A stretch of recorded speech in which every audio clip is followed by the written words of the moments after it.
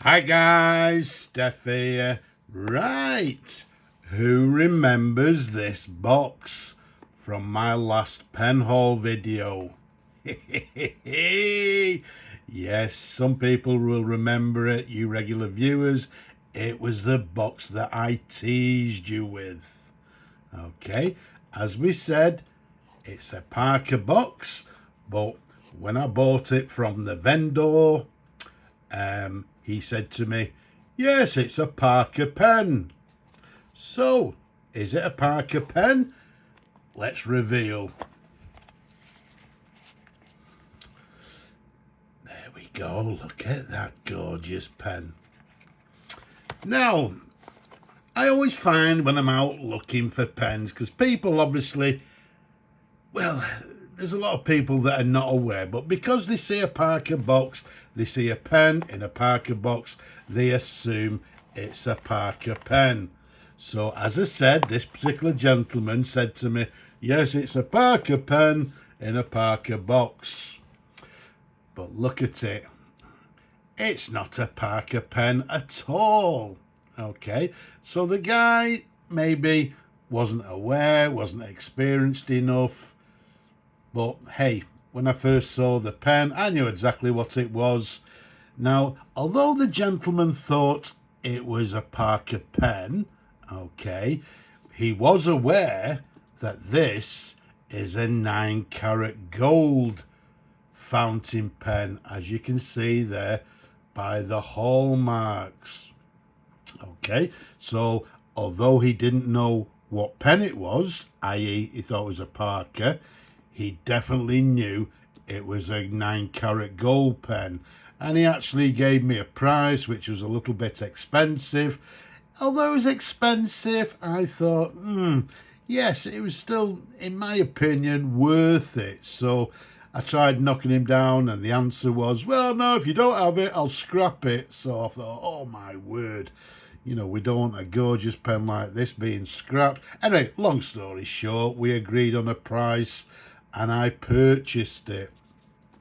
Now, while I'm talking about gold pens, what I'd like to do is just ask you a question at this point. Now, this particular pen, as I say, it's 9-carat gold, as we'll show you in a moment, and it weighs approximately 23.9 grams. Okay, now, all right, I'm aware that there's parts inside the pen that are not gold, but what I did is just simply put it on the scales, and what we've got, as I say, 23.9 grams of gold. Now, is the pen, there's a saying, people saying, yes, it's worth its weight in gold. Okay, now, you know, you work it out yourselves what the gold value is at that particular, well, at that weight. Okay, so I'm asking you the question, is it worth its weight in gold? Now, this pen will be available for sale. If it doesn't sell, I'm quite happy keeping it in my own collection. But I don't want people thinking, oh yeah, oh hey, lovely pen, I'll buy it for £100. It's not £100 pen. It's not a couple of £200 pen.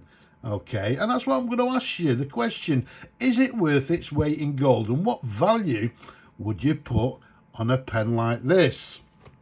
To give you an example, years ago I bought this, I've got a couple, this gold sovereign. I paid a price for it when the gold was a lot lower, and these particular sovereigns are now priced around, well, I think around about £790, £800. Okay, now although I paid a lot less than that, if I was to sell that, does it mean I sell it at the price that I bought it at, or do I sell it at today's gold value? In my opinion, I sell it at today's gold value, and in that case, it's worth its weight in gold. So, questionable. Does that apply with vintage fountain pen? For me personally, I think it does. I think this is a superb pen. It's in gorgeous condition. Although I paid a lot of money for it, I think it's worth its weight in gold and a little bit more. The fact that it's a beautiful fountain pen. So with that said, what do we have? Nice and simple. If I go down to the bottom, okay, somewhere, there we go. We've got Waterman down to the bottom section there. And if we look at the band there, it's got Waterman, Ideal, fountain pen. I'll tell you what I'll do. Let's leave it for now and we'll come back to these markings and we'll give you a bit of a close-up. But we've got a Waterman's fountain pen. I believe, I'm not 100% sure, I believe it's the 0552 and a half LEC.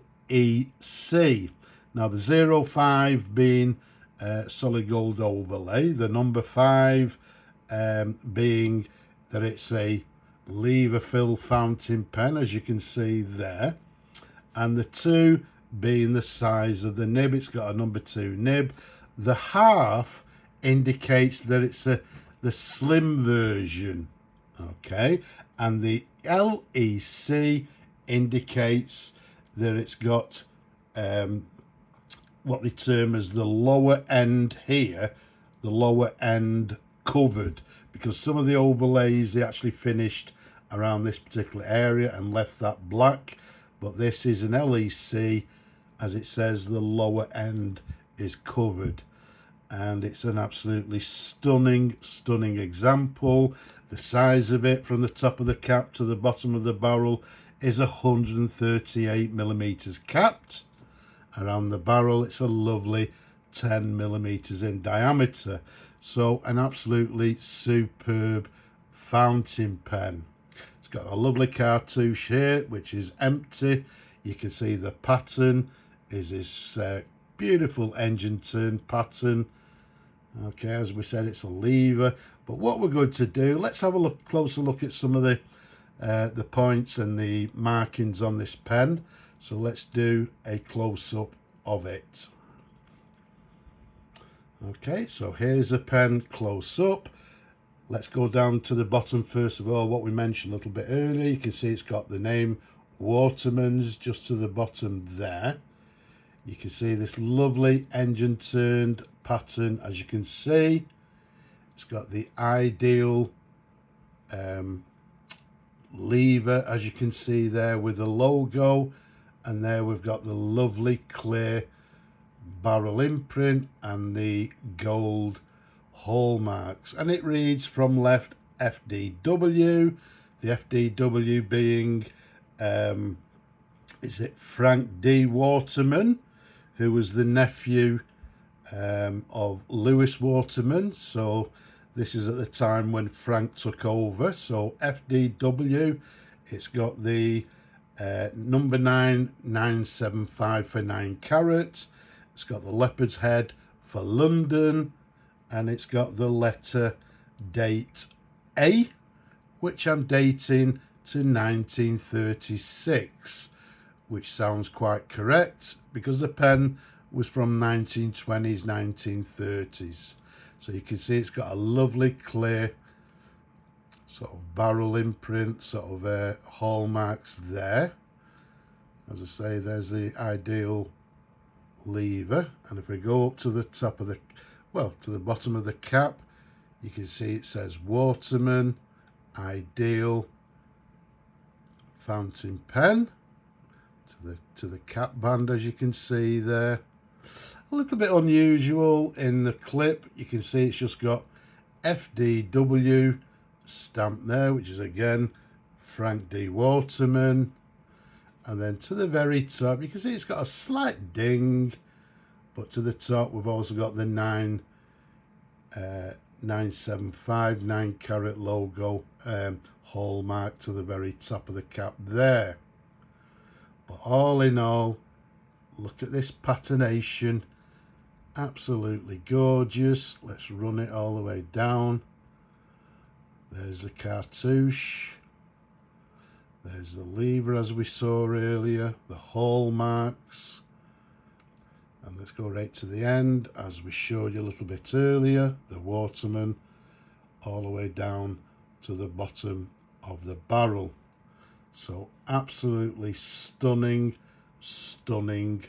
pen.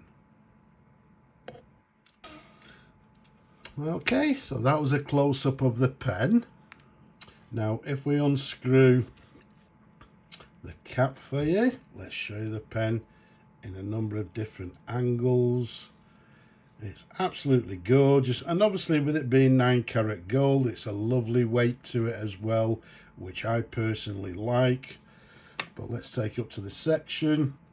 You can see it's got the gold section there, lovely clean threads, and then it's got the lovely nib, as you can see there. And once again, let's do a close-up of the nib. Okay, so there's the nib for you. It's got Waterman Ideal Canada.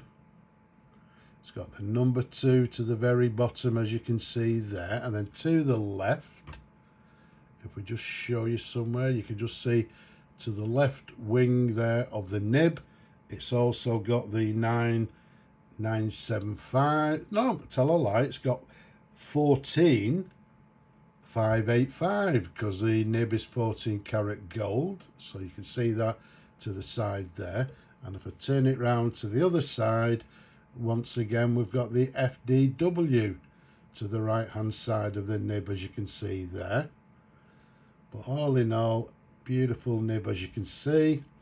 There's a sideways view, there's the feed underneath for you, lovely and clean as it should be, in beautiful condition.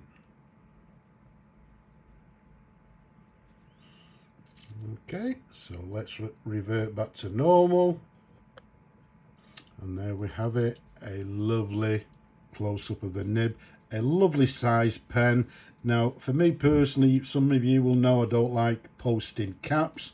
I do not recommend it in this particular case because you'll soon wear out the Waterman name to the end there, but it doesn't need it in my opinion. It's still a very nice size pen. Now because I've serviced it, I've put brand new sack in the pen.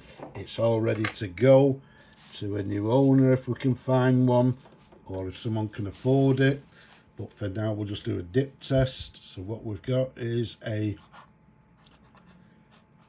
vintage